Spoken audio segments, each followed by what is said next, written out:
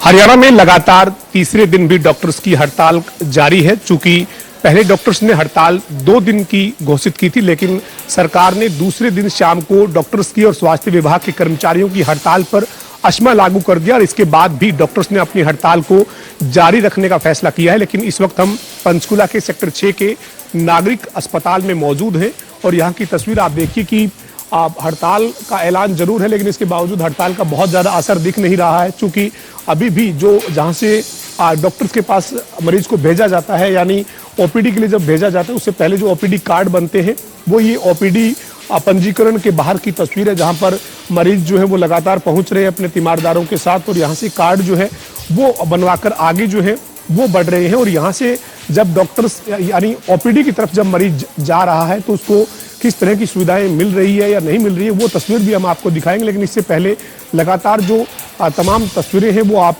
यहाँ से देख रहे हैं कि कार्ड जो है वो बन रहे हैं, पंजीकरण जो है वो हो रहा है और मरीज जो है वो लगातार आप तस्वीरों में देख रहे हैं कि किस तरीके से यहाँ पर आवागमन जो है वो मरीजों का और तीमारदारों का जो है वो होता हुआ आपको नजर आ रहा है।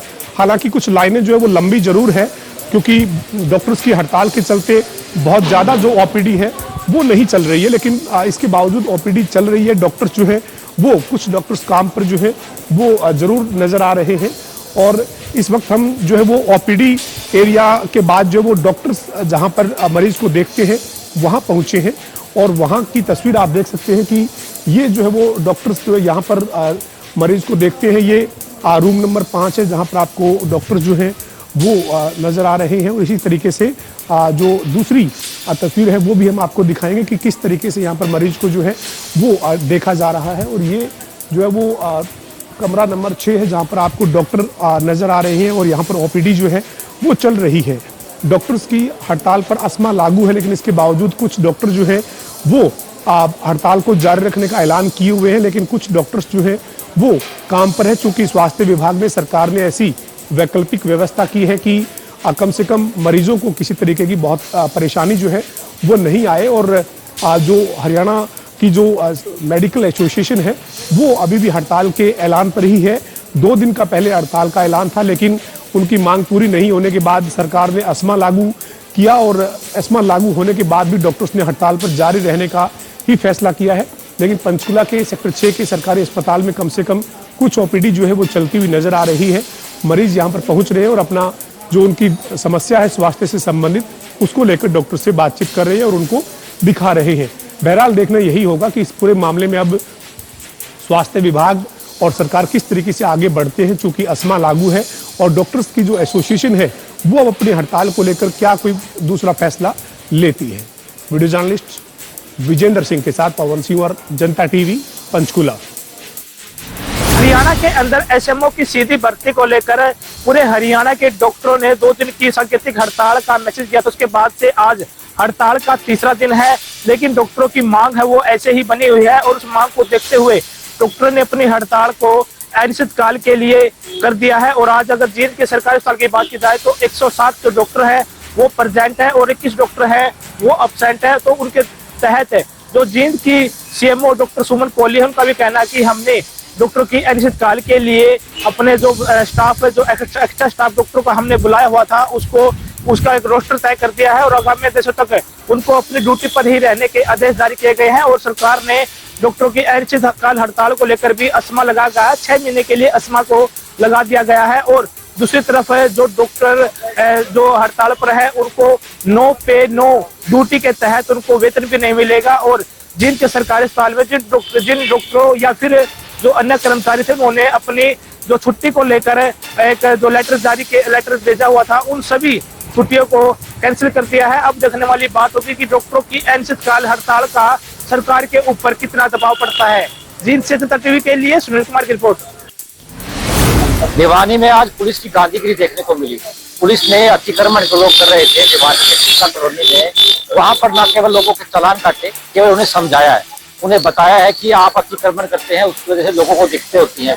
पुलिस का कहना है कि आज वे चालान नहीं करेंगे, आज सिर्फ लोगों को समझाएंगे ताकि लोग समझ जाएंगे तो चालान करने की नौबत ही नहीं आएगी। वहीं लोगों ने भी उसे सराहा है। उनका कहना है कि पुलिस की ये कार्रवाई काफी सराहनीय है।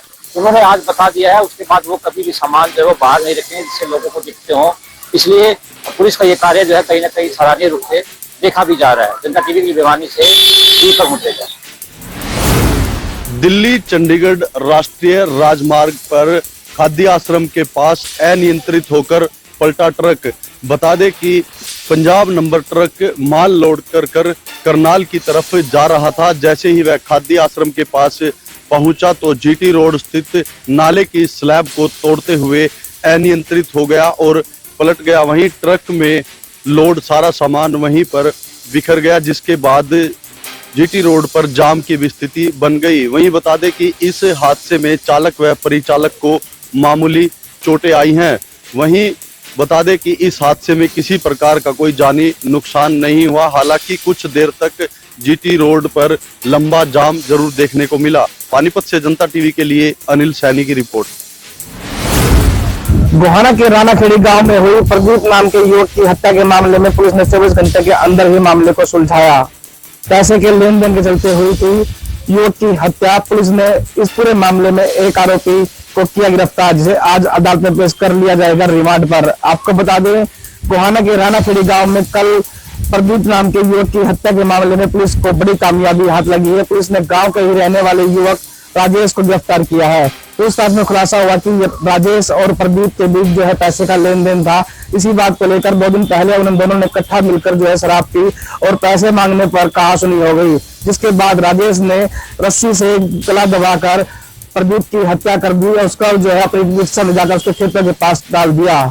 पुलिस ने इस पूरे मामले में कार्रवाई करते हुए तुरंत 24 घंटे के अंदर मामले को सुलझाते हुए आरोपी राजेश को गिरफ्तार कर लिया है और तथ्यों के आधार पर वहां से सबूत जुटाए गए और वहां से जो रिक्शा इस्तेमाल की गई थी, जिस रस्सी से गला दबाया गया था, वो भी बरामद कर लिए गए हैं। पुलिस आरोपी राजेश को आज अदालत में पेश कर रिमांड पर लेगी ताकि पूरे मामले का खुलासा हो सके। जनता टीवी के लिए गोहाना से सुनील जिंदल।